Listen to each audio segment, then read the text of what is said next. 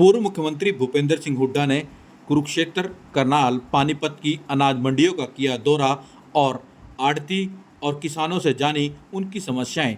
हरियाणा के पूर्व मुख्यमंत्री भूपेंद्र सिंह हुड्डा ने कहा कि आज वे किसानों के बीच जा रहे हैं और आढ़ती में जाकर किसानों से उनकी समस्याएं भी सुन रहे हैं।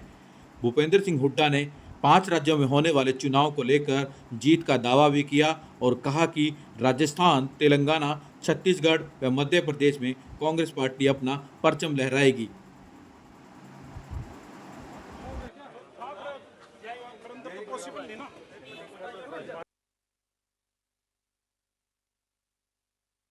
हर साल सरकारी खरीद 1 अक्टूबर से आती है।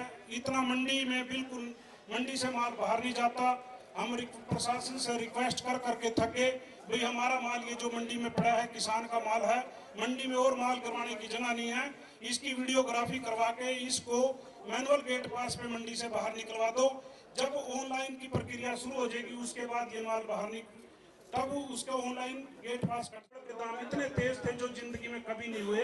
उसका जाओ बहुत ही आदरणीय हुड्डा साहब बात करें। अब जो इन राजीव जी ने जो बात बताई है, ये तकलीफ हर मंडी में है।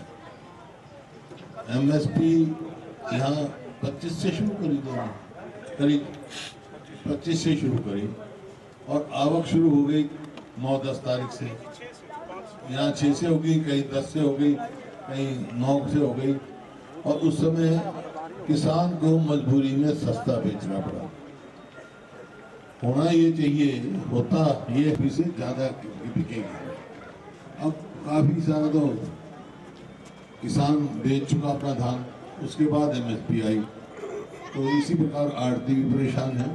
लंबी लाइनें लगी हुई हैं ट्रॉलियों की और डीएपी खाद है ही नहीं किसी भी मंडी में, तो हर तरह से किसान परेशान है। 200, 300 रुपया कम में बिक रहा है उसका धान। और जैसे इनका एक्सपोर्ट बंद कर दिया, जिसमें किसान की अच्छी कमाई हो सकती थी, वो एक्सपोर्ट बंद कर दिया। तो हमने दूसरा जो एक्सपोर्ट और इंपोर्ट की नीति है वो किसान के हित की होगी, जिसमें किसान का लाभ होगा, वही एक्सपोर्ट इंपोर्ट की नीति होनी चाहिए। ये नहीं कि किसान को उसकी तकलीफ हो। तो इस प्रकार से करेंगे ताकि हमारा हरियाणा खुशहाली की तरफ जा सके। जो 2014 में हरियाणा हमारा प्रति व्यक्ति आय, प्रति व्यक्ति निवेश, नौकरी देने में, कानून व्यवस्था में पूरे देश में नंबर 1 था। आज बेरोजगारी में नंबर 1 है, महंगाई भी नंबर 1 है, अपराध में समय पे खरीद शुरू की ना, तो किसान को एमएसपी मिलेगा। अब भी जो आज भी अब पीछे मैं करनाल में गया तो वहाँ 2000 और इसके हिसाब से खरीद हो रही थी। किसान ने कहा एमएसपी मिलनी चाहिए और इसी वास्ते हमने कहा था भी कांग्रेस पार्टी ने फैसला किया है कि एमएसपी की लीगल गारंटी देंगे। मतलब अब सस्ता खरीदते हैं। फिर एमएसपी की तारीख जो 25 तारीख से शुरू करी, आवक हो गई 12 तारीख से, 11 तारीख से शुरू। तो बीच में जो है किसान को होना ये चाहिए कि पहले किसान के आते ही एमएसपी शुरू कर देंगे देना, तो किसान का भाव अच्छा मिलेगा, एमएसपी से फालतू मिलेगा, नुकसान नहीं होगा किसान का। ये करते बाद में लाइन लग जाती है। अब ये पोर्टल लगा रखी, पोर्टल की सरकार है, पोर्टल में आप देख रहे हैं मीलों जो है ट्रैक्टर ट्रॉलियों की लाइन लगी रही, इंतजार करते रहते हैं अपने, चाहे वो परिवार पहचान पत्र हो, चाहे मेरी फसल मेरा ब्यौरा हो, चाहे प्रॉपर्टी आईडी हो। ये बिल्कुल इनका तजुर्बा फेल हो चुका है। इनको तुरंत वापस ले लेना चाहिए ताकि किसान को, मजदूर को सुविधा हो सके। तो आपने कहा 4 डिप्टी सीएम बनाएंगे, भाजपा वाले कह रहे हैं क्यों ऐसा क्यों कर रहे हैं, 4 डिप्टी सीएम क्यों बनाए? सबको सम्मान देना, सबको सम्मान। मिनिस्टर तो बनेंगे 13, डिप्टी चीफ मिनिस्टर की बात की है, मिनिस्टर बनेंगे। बीजेपी कह रही है 13 बनाए, वो बनाए, उनको अगर अच्छा वो बनाए। मैं तो कहा सबका सम्मान करेंगे। उसको लगता नहीं हुड्डा साहब की विवाद ज़्यादा कर रहे हैं? कोई विवाद नहीं, बीजेपी है नहीं, विफल सरकार है, नॉन परफॉर्मिंग सरकार है, कुछ अपनी उपलब्धि जो कहने की है नहीं।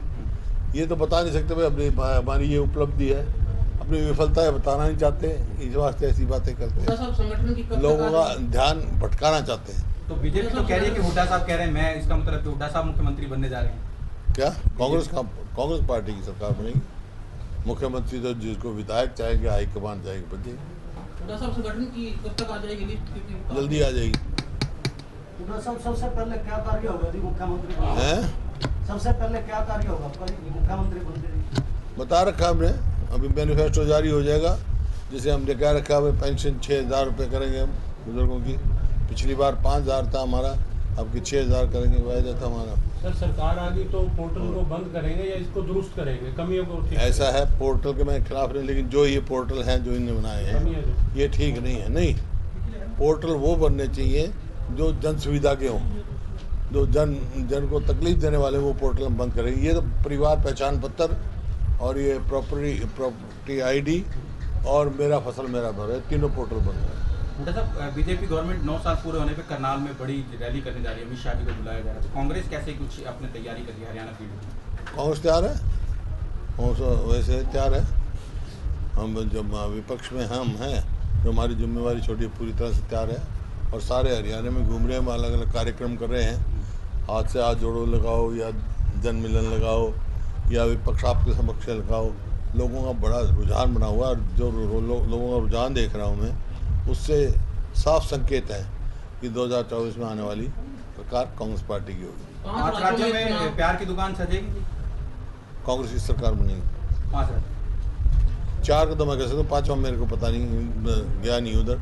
इन 4 राज्यों में संपर्क है, तेलंगाना, छत्तीसगढ़, मध्य प्रदेश और राजस्थान। यहाँ कांग्रेस की सरकार बनेगी। हुड्डा साहब, राज्यसभा सांसद रामचंद्र जागड़ा ने कहा है कि भूपेंद्र सिंह हुड्डा सिर्फ कौन?